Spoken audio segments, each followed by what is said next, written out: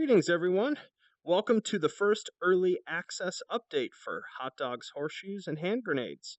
We're going to start off, as always, with a sound check with our new toy here. Make sure your speakers aren't turned up too loud. All right, if that wasn't too bad for you, you should be good. It's a bit of a short week this week because, seeing as we just released on Tuesday, but I got the beginnings of a new environment. I'm honestly, since I started this project, I originally had a more sort of outdoor feeling space, and I was missing that. So I've been putting together this. We got the beautiful sunset over there, and appropriately themed for our new toy this week, which is a 44 Magnum Revolver. I'm going to go ahead and dump this out from our beginning, even though I only did 3 shots. Actually, the way this works, just might as well explain the control mapping from the get-go, is that this is a double action revolver. And so let me just empty this so I can show you the action. The way this functions is that the trigger pull is both rotating the cylinder and pulling the hammer back, and when the trigger comes all the way back, it releases. And so this, and if you want, you can hit down on the touchpad to just pre-cock the hammer if you find that a little easier for cycling the action. So this is a double action, it's not a single action, so you can't fan fire this, Wild West movie style, but that one will, in the next week or two, I'm going to do a single action just for doing that. So to load it, we just hold down the touchpad left click, and that brings the cylinder out. You can just snap it back up with your wrist motion to close it, and then we pop these rounds in one at a time. As you can see, this is a pretty tight fit relative to the Vive controller, so I've floated the round a little further out from the interaction point to make that a little easier.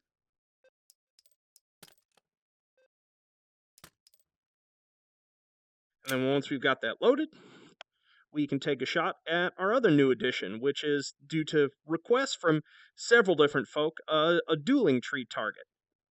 Absolutely love the sound of this.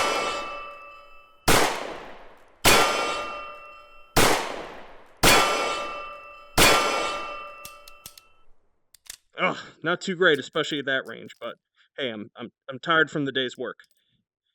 So yeah, so you can pop those in if you wanted to, for whatever reason, even though nothing happens if you shoot yourself. If you want to play some Russian roulette, you can grab the cylinder while it's open and basically just pull upward or pull downward, based on, it's best if you do a really quick, I'm not great at it, truth be told, really quick motion, and slam her shut.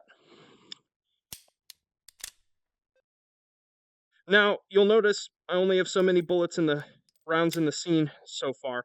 So if you want to make things easier for you, what I would do is I would pick up one and put it in an inventory slot on your chest, and then click the touchpad over it, which will spawn lock it.